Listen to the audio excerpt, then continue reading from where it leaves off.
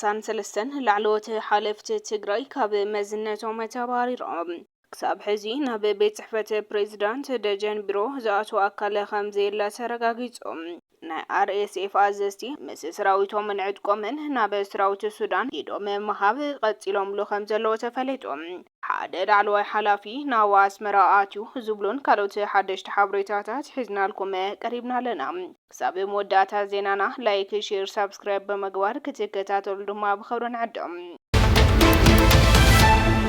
በዶክተር ደብረጽዮን ዝምራሕ ጉጅለ ነ33 ላዕለዎት ሓለፍቲ ስራሕ ካብ መዝነቶም ኣባሪሮም ኣብ መንጎ መሪሕነት ህወሓትን ጊዜያዊ ምምሕዳር ትግራይን ዘሎ ምስሕሓብ ናብ ዝለዓለ በርኪ ተሰጋጊሩሎም በዶክተር ደብረጽዮን ገብረሚካኤል ዝምራሕ ጉጅለ ነቲ ብጀነራል ታደሰ ወረደ ዝምራሕ ጊዜያዊ ምምሕዳር ንምፍራስ ዕልዋ ንምግባርን ብምውፋር በጠቅላላ ነ33 ላዕለዎት ሓለፍቲ ካብ መዝነቶም ንምብራር ከም ዝወሰነ ተገሊጾም እቲ ጉጅለ ዘቅረቦ ሓፍሻዊ መርገጺ ብህወሓት ዘይተሾመ ዝኾነ ይኹን ሓላፊ ካብ መዝነቱ ክለዓለልዎ ዝብል ኮይኑ ነቲ ኣብ ትክልል ዘሎ ምምሕዳራዊ መዋቅር ሙሉእ ንምቁፅጻርን ህወሓት ተገዛእ ንምግባር ዝዓለመ ምዃኑ ተሓቢሩሎም ካብቶም ብውሳነት ጉጅለ ካብ ሓላፍነቶም ዝተስገጉ 33 ሓለፍቲ ውሽጢ ድማ ናይቶም 19 ላዕለዎት ሰመዚ ዝርዝር ኣስማቶምን ሓላፍነቶምን በፂሕናሎም ሓላፊ ቢሮ ሴክሬታርያት ትግራይ ኣይተ ኢሳያስ ታደሰም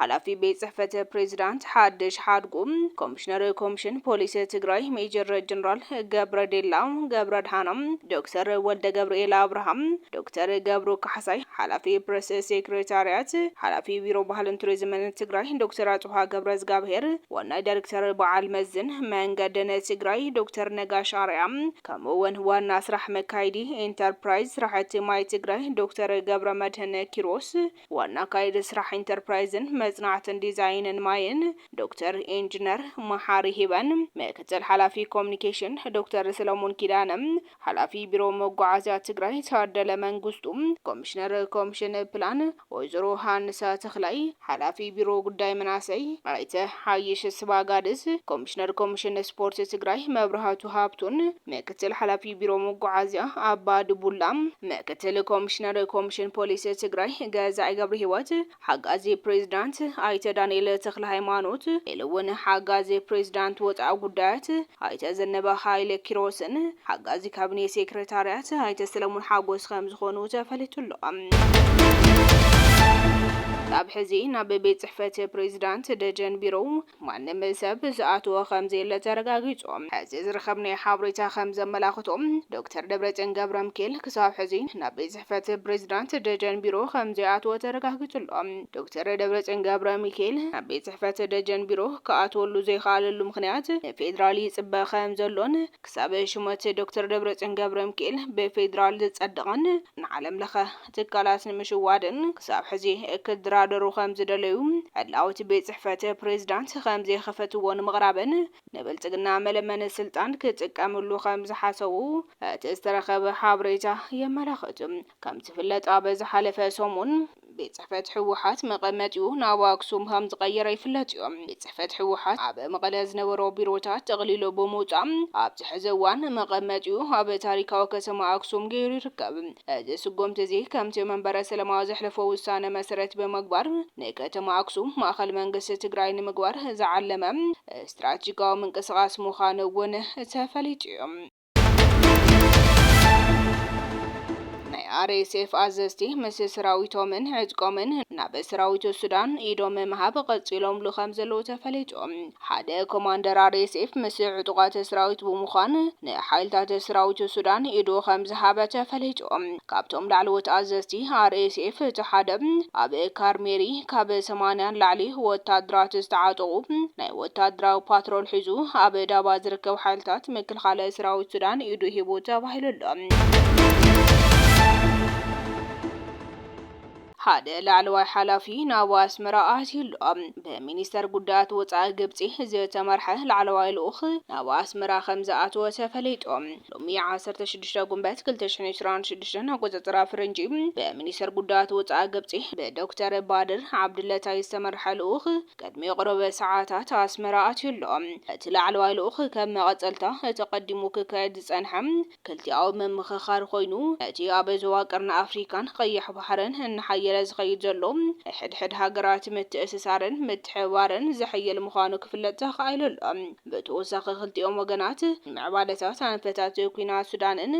መስርሕ ህንፀት ሃገር ሶማልያን ከምኡውን ንሰላምን ጸጥታን ዞባ ኤርትራን ቀርኒ ኣፍሪካን ቀይሕ ባሕርን ክብድህ ዝኽእል ምዕባለታት ከም ዘሎ ይገለጸሎ ኤርትራን ግብፅን ብፍላይ ኣብ ዝቐረበ እዋን ሰላምን ጸጥታን ዞባ ቀይሕ ባሕሪ ንምርጋጽ ምትሕብባር የካይዳ ምህላውን እውን ይዝከር እዩ ቀዳማይ ሚኒስትር አብይ አሕመድ ሃገራዊ ዘተ ዝካየድ ዘሎ ኣብ ሕገ መንግስቲ እቲ ሃገር ብዘይ ገደብ ተቐሚጡ ዘሎ ስልጣን መራሕቲ ሃገር ንምግዳብ ምዃኑ ገሊጹ እዮም መንግስቲ ስልጣኑ ብሕጊ ተገዲቡ ሕገ መንግስቲ ክመሓየሽ ኣብ ዝሓተሉ ዘሎ ኩነታት ኣብቲ ሃገራዊ ዘተ ኣይንሳተፍን ዝበሉ ኣካላት ድማ ወቒሱሎ እቲ ቀዳማይ ሚኒስትር ነዚ ዝተዛረበ ሃገራዊ ኮሚሽን ዘተ ትመል 15 ግንቦት 2026 ኣቆጻጽራ ፈረንጂ ጸብጻብ ኣብ ዝቐረበሉ እዮም ኣብቲ ስነ ስርዓት ቀዳማይ ሚኒስትር ሓዊስካ ላዕለዎት ሰበስልጣን ፌደራል ክልላትን ኣባላት ቆምቲ ኮሚቴታትን ቤት ምኽርን ተወከልቲ ህዝብን ከም ዝተረኸቡ ተገሊጹ ኣብቲ መድረኽ ተረኺቡ መደረ ዘስምዐ ቀዳማይ ሚኒስትር አብይ አሕመድ መንግስቱ ነቲ ኮሚሽን ዝገብሮ ደገፍ ከም ዝቕጽልን በዚ ኣጋጣሚ እዚ ደጊመ የረጋግጽሉ እቲ ሕዚ ዘሎ መንግስቲ ስልጣኑ ከየብቅዕ እቲ ኮሚሽን ስርሑን ተቕሪቡ ብዝተኻለ መጠን ኣብ ባይታ ንምውራድ ከምኡውን ነቶም እማመታት ጥቂምካ ንምምሕያሽ ድሉ ምዃኑ ረዲኡሎ ኣብ ሃገራዊ ቴሌቪዥን ዝቐረበ ናይ 3 ደቂቃ ዝኸውን ናይ ቪድዮ መደረ ቀዳማይ ሚኒስትር ከም ዘርእዮም ብዓብዪ ብኣፈጻጽማ ህይወት ኮሚሽን ከም ዝተሓበነ ገሊጹሎ የስልጣን ጊዜ ለማራዘም ነው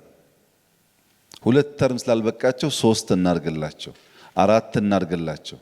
የእድሜ ልክ እናርግላቸው በሚል ነው ኮንስቲቱሽን የሚቀየረው የኛ ኮንስቲቱሽን ደግሞ የሚቀየረው እድሜ ገደብ የሌለውን የስልጣን ከባቢዎች በጊዜ ለመገደብ ነው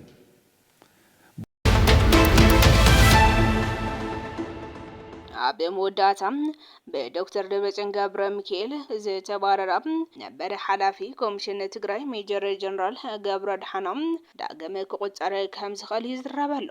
ኣብ ዩናይትድ ኔሽን ምኽባር ሰላም ብኣወንታ ስርሑ ዝፍለጥ ሜጀር ጀነራል ገብረ ድሓና ገብረ ዴላ ሕዚ እውን ኣብ ዩኤን ምኽባር ሰላም ዳግም ክቁጸር ከም ዝኽእል ይዝረበሎ